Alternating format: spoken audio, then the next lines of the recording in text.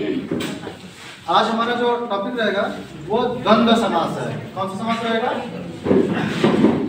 द्वंद्व समास। द्वंद्व समास जो होता है इसमें विरोध की भावना रहती है।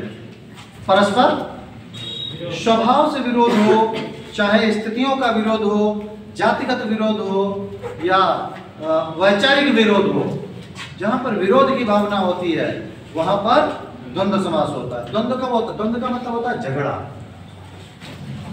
द्वंद्व का मतलब अपने आप में क्या होता है? झगड़ा।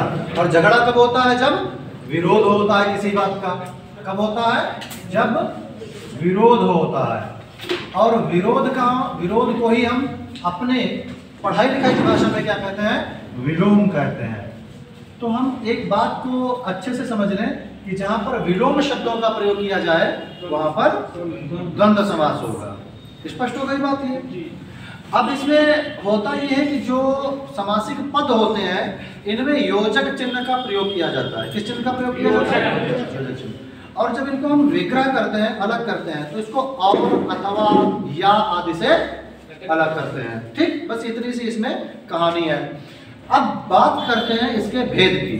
तो भेद इसके होते हैं 4। कितने भेद होते हैं? 4 भेद होते हैं। तो परिभाषा में हम ये कहेंगे कि जहां पर स्वाभाविक विरोध की भावना होती है वहां पर द्वंद्व समास होता है। ये इतनी परिभाषा रहेगी हमारी। अब परिभाषा के बाद में हम कहेंगे कि इसके 4 भेद होते हैं। अगर भेद की बात की जाए तो 4 होते हैं। तो पहला भेद क्या होता है? हमने कहा इतरेतर द्वंद्व। पहला भेद है हमारा इतरेतर द्वंद्व।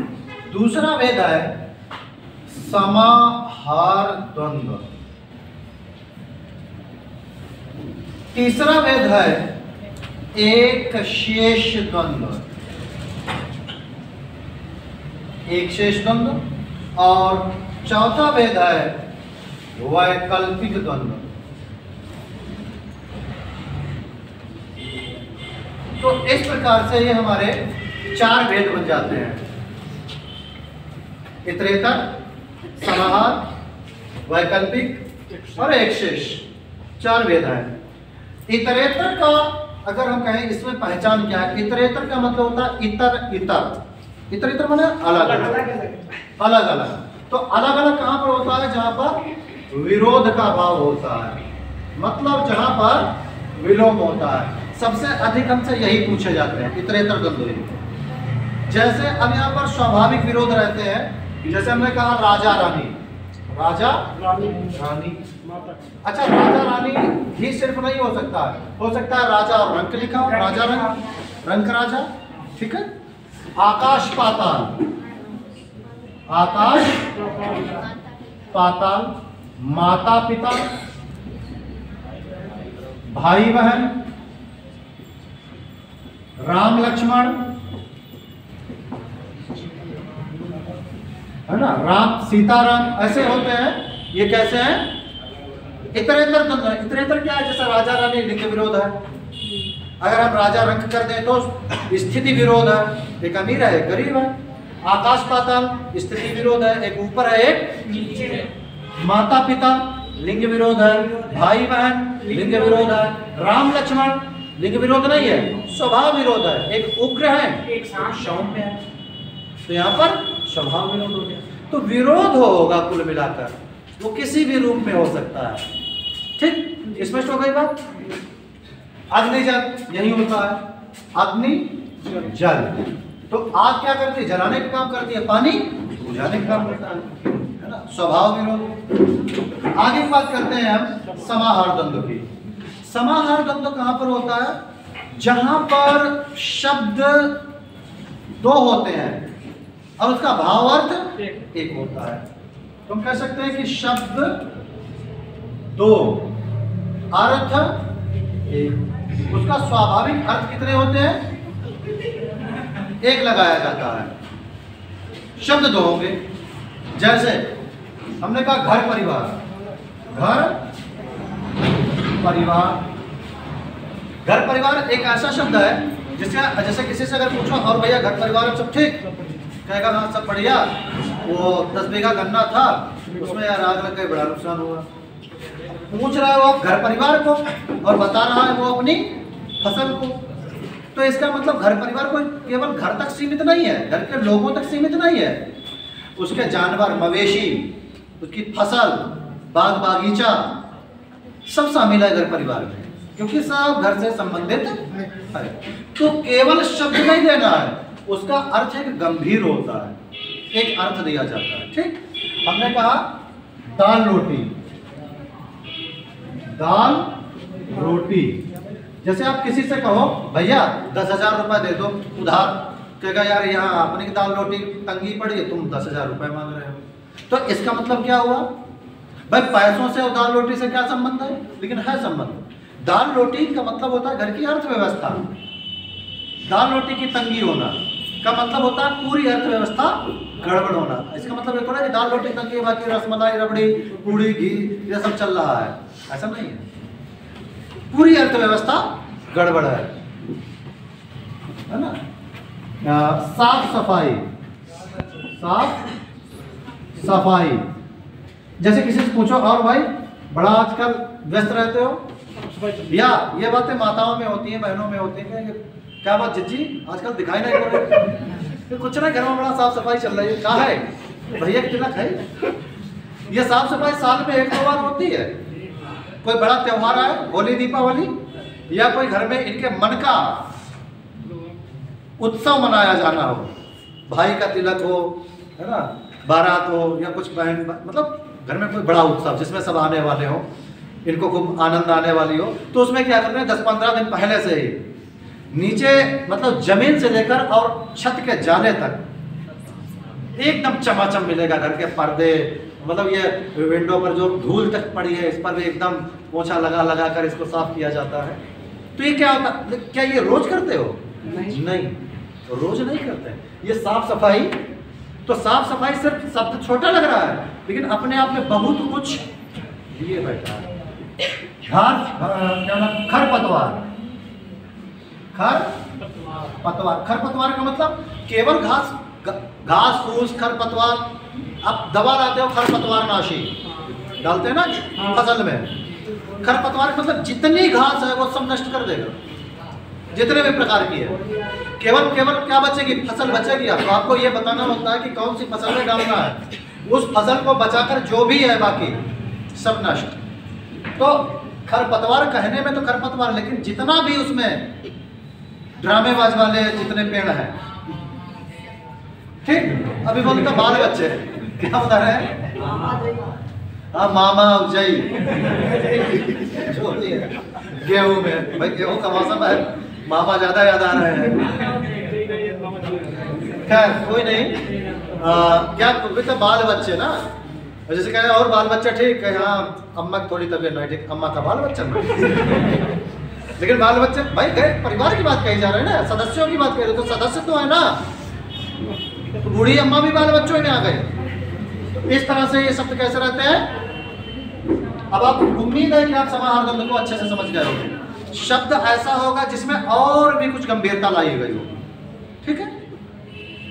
तीसरा हमारा एक शेष द्वंद्व। यहाँ पर शब्द एक होगा और इसके अर्थ 2, अनेक नहीं यार।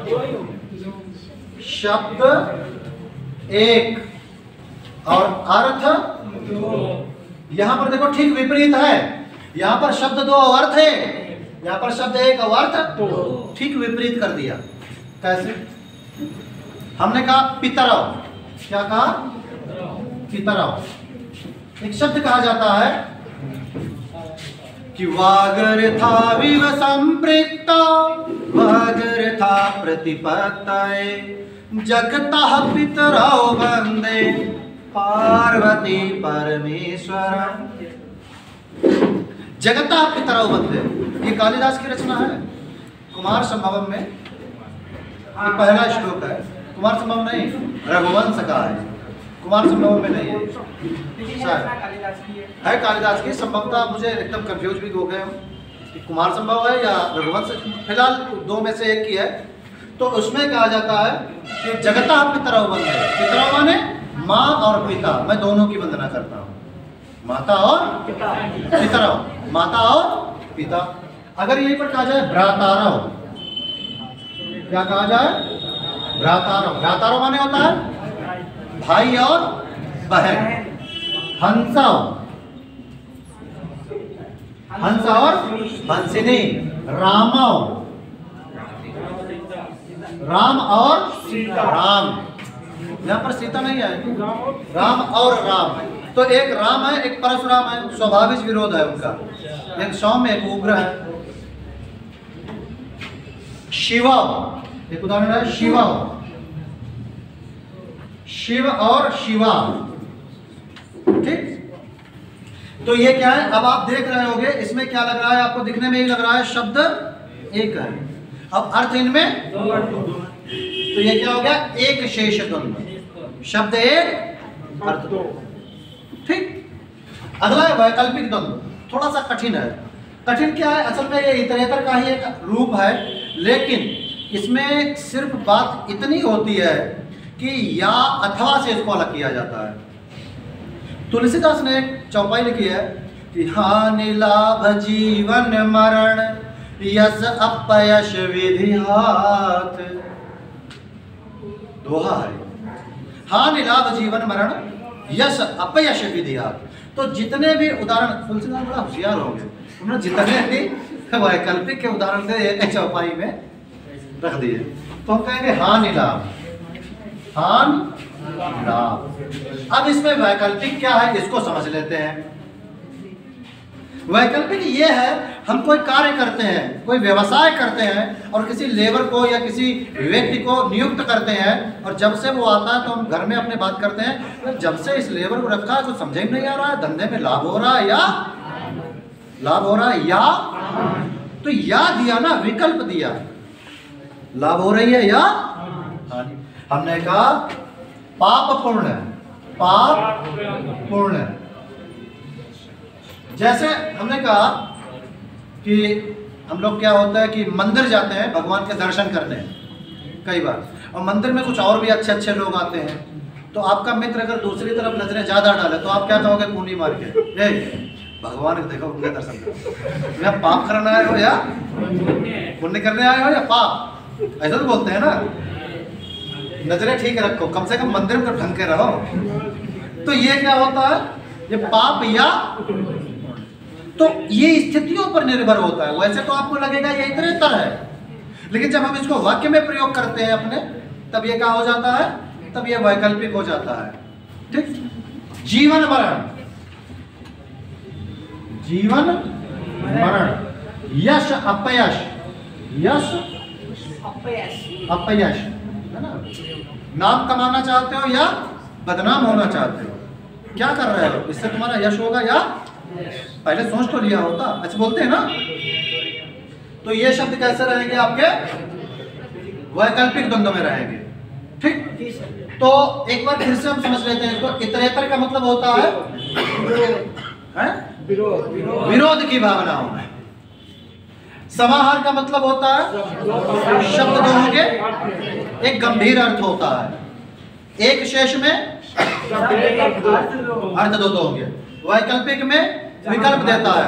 ये वाक्य प्रयोग में प्रकट होता है, स्वाभाविक रूप से ऐसे नहीं आता है। जब इनका वाक्य में हम प्रयोग करते हैं तब ये खुलकर सामने आ जाते हैं। उम्मीद है कि आप इनको अच्छे से समझ गए होंगे, कोई दिक्कत तो नहीं है? एक बार इनका चेहरा दिखा दो धीरे से, ठीक है ना। तो अभी एक मैं आपसे पूछ रहा हूं, जैसे हमने कहा धर्म अधर्म, ये कौन सा उदाहरण रहेगा? धर्म और अधर्म है। धर्म अधर्म कहाँ रहेगा? ये इतरेतर भी रहेगा और वैकल्पिक रहेगा। आप ये कार्य किस लिए कर रहे हो? धर्म के लिए या अधर्म के लिए? चलिए, धन्यवाद।